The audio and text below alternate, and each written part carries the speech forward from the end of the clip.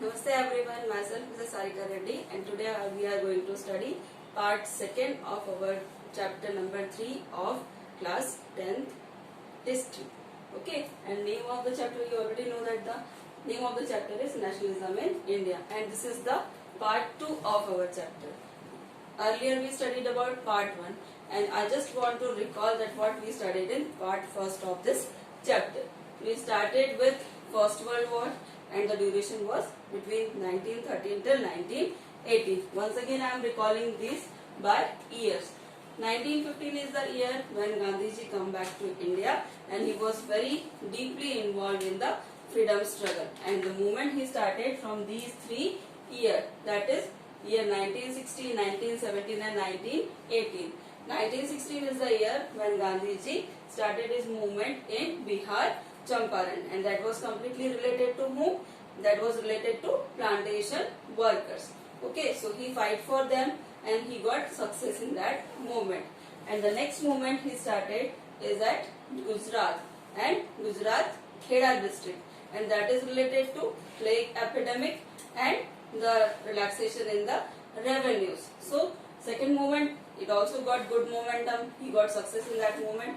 And the last movement he started, that was for again Ahmedabad cotton mill workers. So in that way, these are the initial movement of Gandhiji which he started, and it got a lot of success in freedom struggle. Okay, so after this we are going to next year, that is the year 1919, and in this year we are going to study 2 major incidents.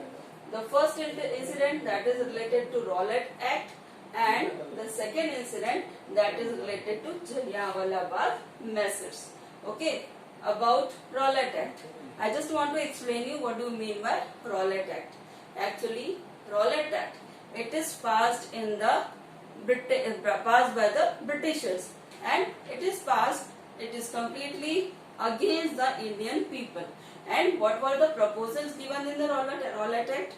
Rowlatt Act passed because it gave enormous power to the British officials. Those who are post holders in India, they are given enormous power. They can misuse their power in any way just to exploit the Indians. So this is the first provision which is passed in the Rowlatt Act. And the second proposal is that the person who are involved, or those who are involved in the political activities, those who are Indians, they will be kept in jail and without any prior intimation. And one more thing, that they will be kept in jail for at least 2 years. So in this way, these are the 3 proposals in the Rowlatt Act. Number 1, it passed or it gave enormous power to the British officials. Number 2, all the political prisoners will be arrested without any prior intimation. Okay, and the third is that they were put in the jail for at least 2 years without any crime. Okay, so in this way, Rowlatt Act, when the people started knowing about this Rowlatt Act, they came to realize that this act is completely against Indians. So Rowlatt Act played a very important role in the freedom struggle of India. Why it played a very important role? Because Rowlatt Act is completely against Indians and it is completely exploiting the Indian people. Okay, and as already Gandhiji started movement for plantation workers, against revenue system, and for cotton mill workers. So Rowlatt Act, that is also completely against Indians. So that is why he decided to be involved against this Rowlatt Act. This is all about Rowlatt Act. And when did it pass? It passed in 1919. Okay, so according to the sequence, just after 1918, the next year was 1919, and that is very important because in this year Rowlatt Act was enacted in India. Okay, clear? So this is all about Rowlatt Act. Okay, now let's move on to this specific year in which the Rowlatt Act is enacted in India. and the year is 1990. And these three dates, 6th April, 10th April and 13th April, these three dates are very important because these are the heavy protest against Britishers during these phases took place in India, and you have to memorize with these dates in such a way that 6th April, that is related to Britishers, 10th April, that is related to Indians, and 13th April, that is Britishers. And why I have written this Britishers, Indian Britishers, because it is having some impact during Rowlatt Act. Okay, so that how we have to learn that as Indians were started their movement against Rowlatt Act. So the first initiative that was against Indians, it was took place by Britishers. Britishers took a very harsh policy towards Indians so that the Indians got suffered. They kept Indians in the jail, they hardly beaten them, and lot of injustice were done to them from Britishers side. So, okay, so because of that they suffered a lot, and this is the date of 6th April.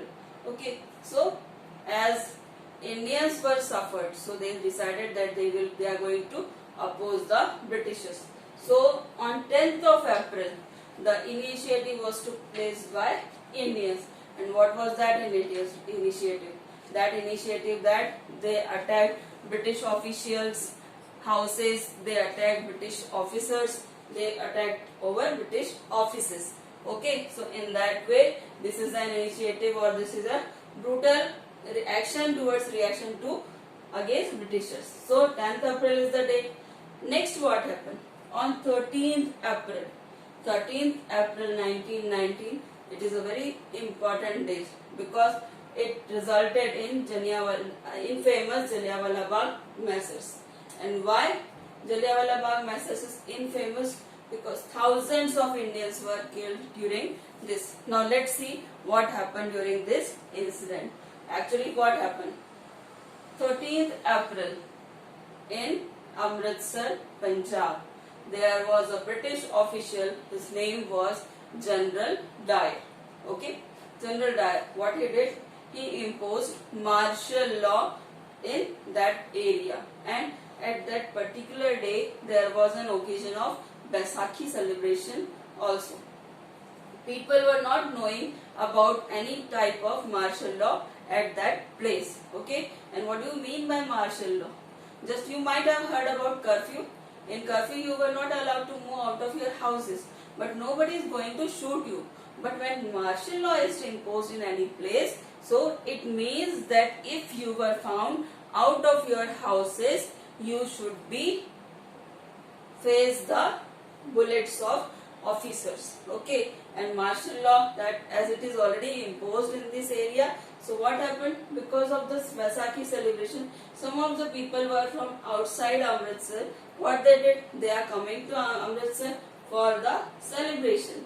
And Jallianwala Bagh, it's a very big ground, and in this ground the people started gathering. And out of these gatherings, some of the peoples they were there for celebrating Baisakhi festival, and some of them were there those who are opposing this Rowlatt Act. Okay, General Dyer, what he did? He went over there along with a huge force, and what he did? He closed the exit of the ground of that Jallianwala Bagh.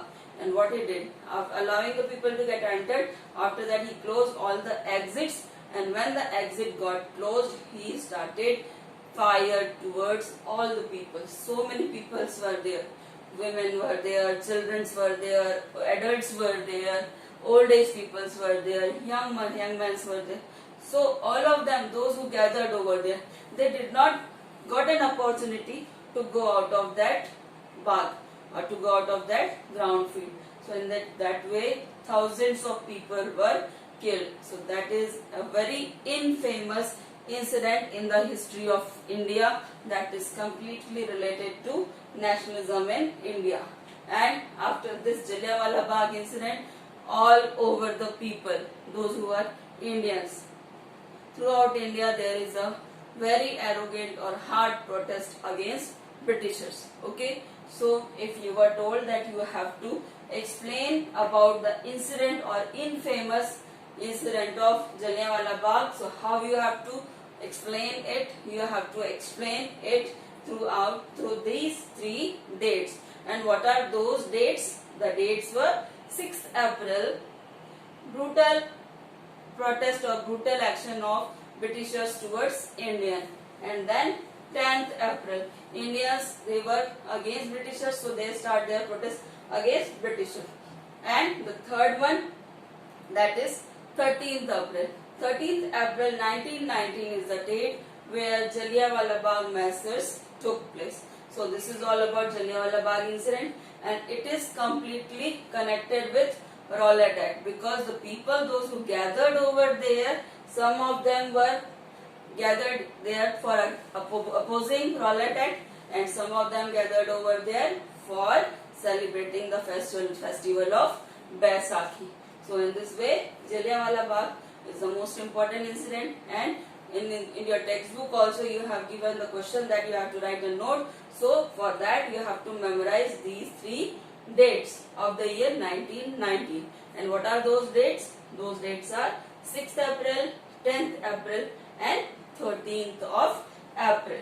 Okay, so I thought that the things should be clarified to you regarding Rowlatt Act as well as Jallianwala Bagh massacres. Okay, now in our next topic we are moving towards non-cooperation movement. Okay, now for understanding non-cooperation movement we have to go through these four important points. Actually, first I am going to explain you what do we mean by non-cooperation. Actually, what Gandhiji thought, that we are cooperating Britishers, and as we are cooperating Britishers, then only they are able to survive here in India, because India is an unknown place for them, na? But still they are able to rule over India. And what are the reasons? The reasons are, as we are cooperating Britishers. So Gandhiji gave us a thought that we have to non-cooperate them. हमको क्या करना है? उनको सहयोग नहीं करना है.